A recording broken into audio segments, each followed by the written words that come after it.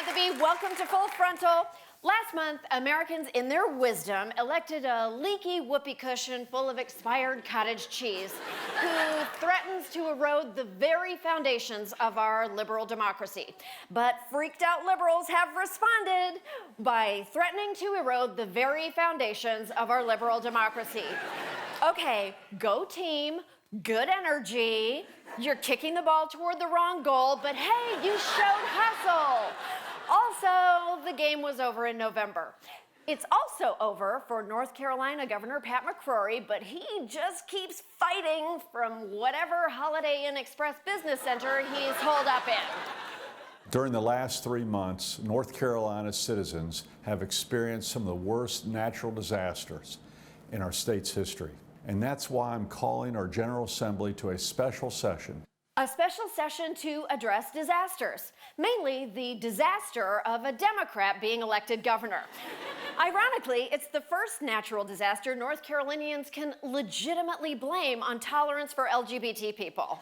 Republican lawmakers are currently using an emergency surprise session to pass a whole bunch of bills to strip power from the incoming Democratic governor just before his term starts on January 1st. Introducing measures to end the governor's control over election boards, to acquire state Senate approval of the new governor's cabinet members, and to strip his power to appoint University of North Carolina trustees, among many other measures.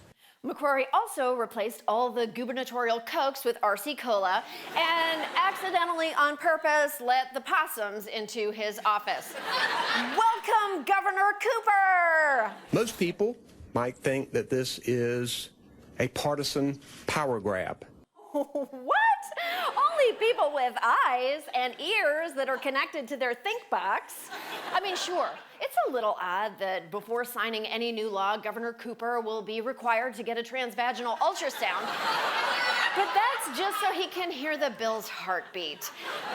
Democrats reacted by being really psyched about getting arrested and by making their voices heard.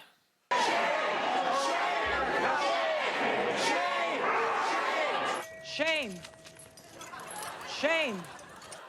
Okay, fantasy nerds, maybe don't take your chant from a TV show about political intrigue and barbaric power grabs. I mean, you do remember what the person who was being shamed ended up doing, right?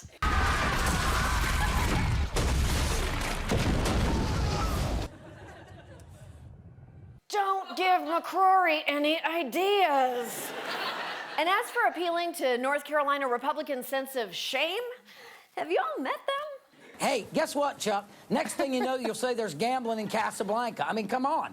Hey, no, comedy is my job. You don't tell jokes, I won't come down there and take voting rights away from black people. That is North Carolina GOP Executive Director Dallas Woodhouse, whose own brother called him out on Twitter and whose mama is so sick of this shit. No, go to Joy in Raleigh, North Carolina. Good morning. Hey, somebody from Joy. down south.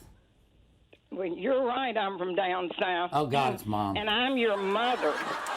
And I disagree that all families are like ours. I don't know many families that are fighting at Thanksgiving.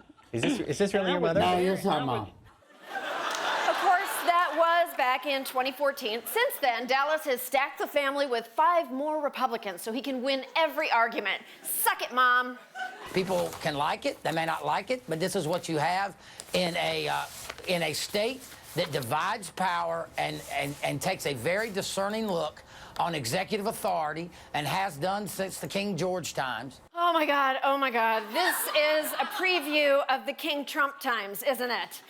You know, what Dallas means is, it's not my fault. Democrats started it. You see, in 1972, when Republican Jim Holshouser was elected governor, Democratic lawmakers shifted some of his powers to the lieutenant governor, Democrat Jim Hunt, but then stripped powers away from the lieutenant governor when Republican Jim Gardner got that office, leaving Governor Jim Martin. Jesus Christ, why so many Jims?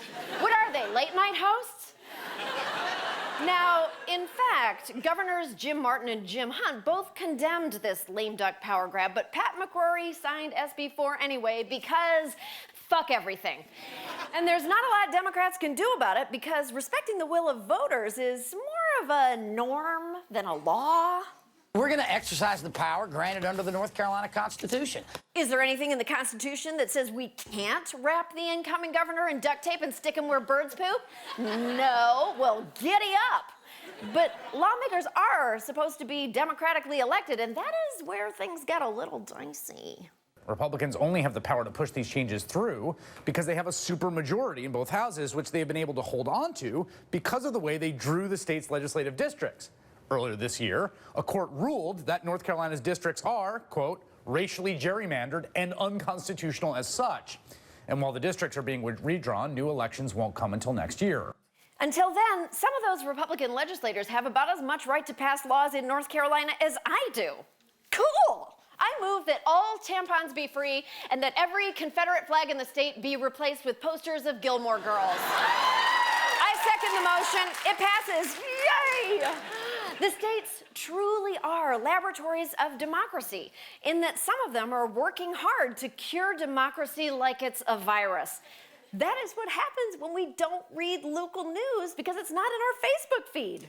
While Democrats are busy signing petitions and frantically Googling the word emoluments, savvy Republicans get elected to the State House, shut the door, and go hog fucking wild.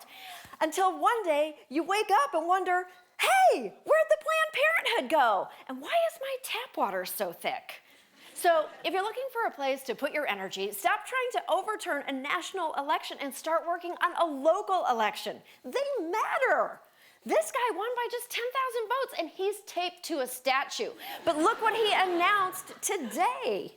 A special session will be called for Tuesday to repeal House Bill 2 in full.